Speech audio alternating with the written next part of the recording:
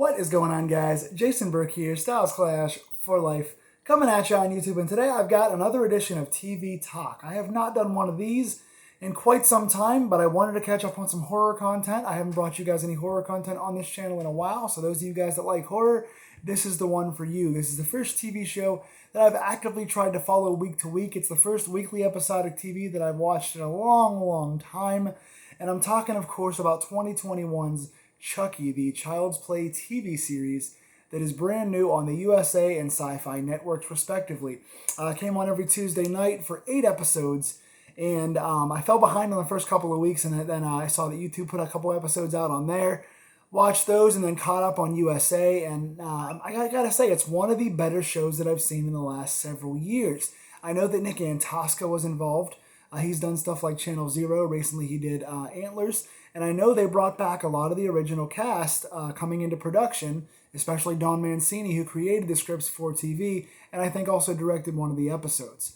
So, trepidatious to say the least about this series starting off on TV, considering how the tone has shifted so much in Child's Play. I mean, the first 3 Child's Plays are really serious, kind of original Chucky, OG, kind of being dark and being serious, the scary doll trying to possess Andy Barclay's body to get out of the doll body. You guys know the Child's Play story.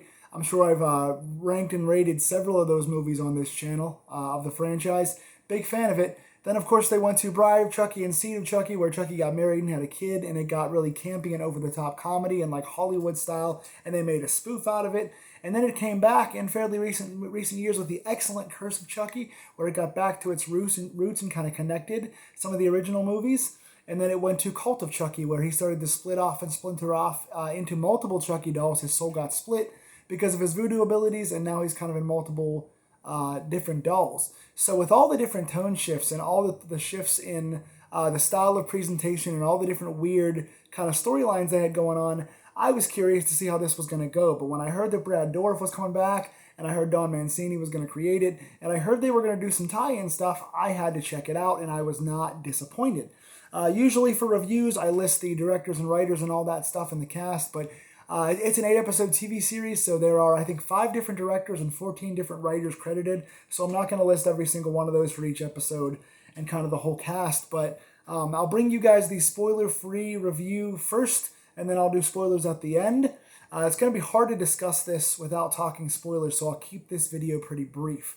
What I will say, and I think anyone that's seen the previews or heard any of the reviews kind of knows this about the series, but this is exactly what makes it so brilliant. This is the #1 reason why I love it in its storytelling, because it weaves 3 different things throughout the story. This is what makes this so good. #1, it creates another story for Chucky. Basically, the first episode starts off, it's in the trailer, you guys have seen it, where a little boy goes to a garage sale and finds a good guy doll and takes him home, and Chucky's now got a new family and a new kid to terrorize. So you guys know typical Chucky fare there. So you've got a new character, and it's really cool. They're doing the whole inclusive thing. It's a young boy. He's got some sexual identity stuff. I don't want to spoil anything too much about character and all that, but you basically get introduced to 4 new main characters who are kids. You've got Jake Wheeler, Devin Evans, Lexi Cross, and Junior Wheeler. So you've got 4 new characters here with a brand new story with Chucky and these kids. You've also got all the tie-ins to the end of Cult of Chucky. So where the last movie leaves off gets picked up in this series. So all the stuff they left us with when they were talking about doing another movie gets picked up in this series. So you get resolutions and you get continuations of all the stuff that Cult of Chucky left off with. Again, I'm trying not to spoil anything, but continuity and continuation from the previous movie. And, without spoiling too much, you've got a lot of the OG characters from the original Child's Play series and previous movies coming back into this TV series. So, you've got a bunch of continuity and callbacks to the originals, where fans of the first few movies are going to love this. You've got continuity from the last movie, so story-wise, they're being smart and connecting everything and wrapping things up and explaining things. And they're introducing us at the same time to a brand new story. So if you like the earlier movies, you're going to like it. If you like the later movies, you're going to like it. If you like a brand new story with Chucky in it, you're going to like it as well. So you've got the nostalgia of the original movies, a fresh take on a new version of what a new movie would be like today, and the story doing a full wraparound. So that to me is what makes this series so great without spoiling anything. I think for the most part, a lot of the acting is really good. I like some of the character arcs. I will say the actor that plays Jake Wheeler is not my favorite guy in the world.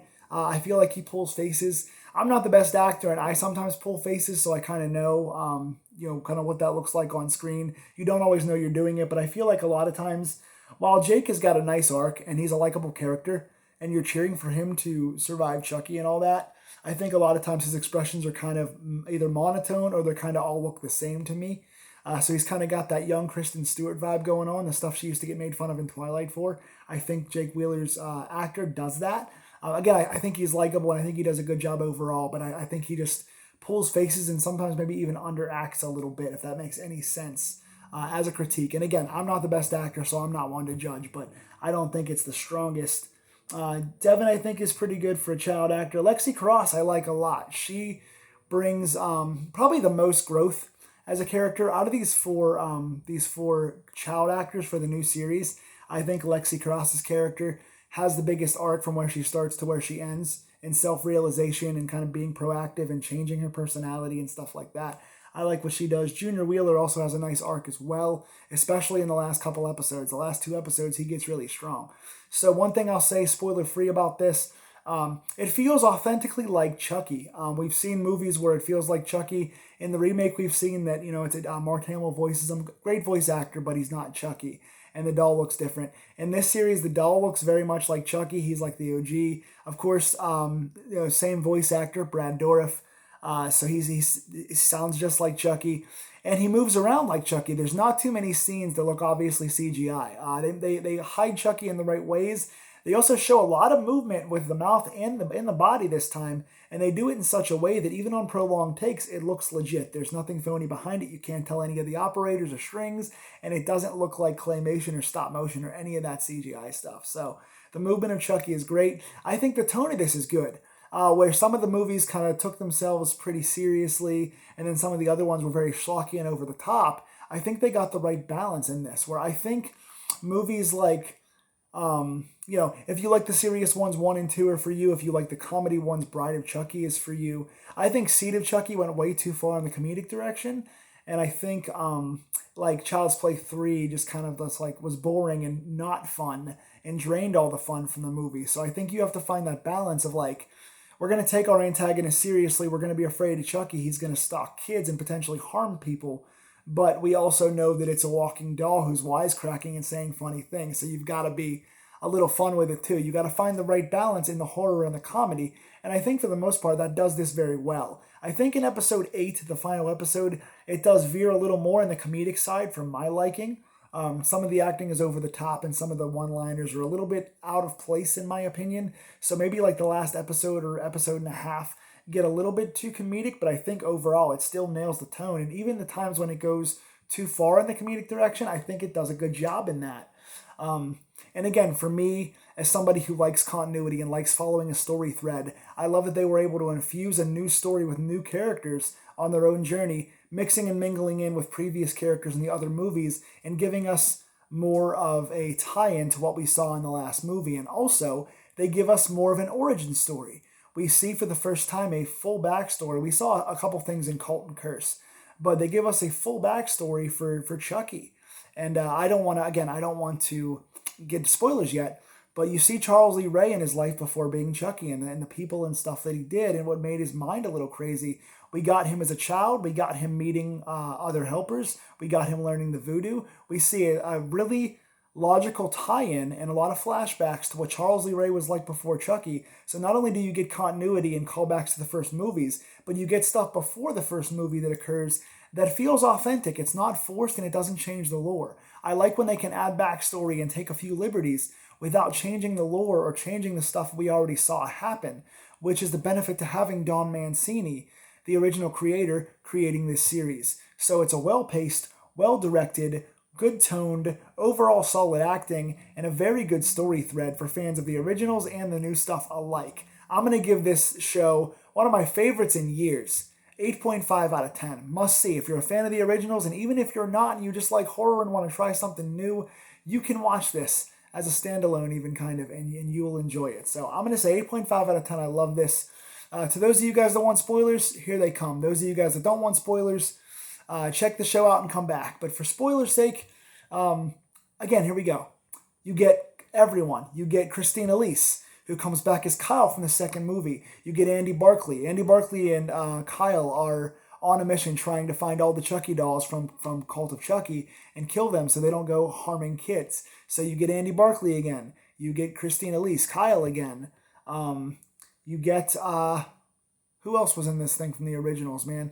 There's just so many great callbacks to the old films. You see there's callbacks to the cop that shot Charles Lee Ray back in the day. You get the voodoo guy who helped Charles Lee Ray learn voodoo back in the day. You get just so many things that remind you of the original. And Nika comes back from Curse and Cult. You get Nika from the wheelchair, who is possessed by Chucky. You get a lot of Tiffany. You get a lot of what the heck is her name? Why can't I think of Tiffany's name right now? Jennifer Tilly, my goodness. You get Jennifer Tilly as herself and also as a person possessed by Chucky. And even in the end, you get the Tiffany doll. So we are getting a season 2. It ends with a lot of cliffhangers. One of the kids winds up dying. Andy Barclay is on his way to expose of all the extra dolls that Chucky got split into, but we don't know what's going to happen yet. We see the Tiffany doll holding him at gunpoint. We don't know if Kyle is alive or dead after an explosion. We don't know what's going to happen with Nika and Tiffany. There's so many things up in the air for this, and we are left to await season 2, which has been greenlit, so I cannot wait for season 2. 8.5 out of 10 on this. If you guys like the Child's Play series, what are your favorite movies of the series and least favorites, and why?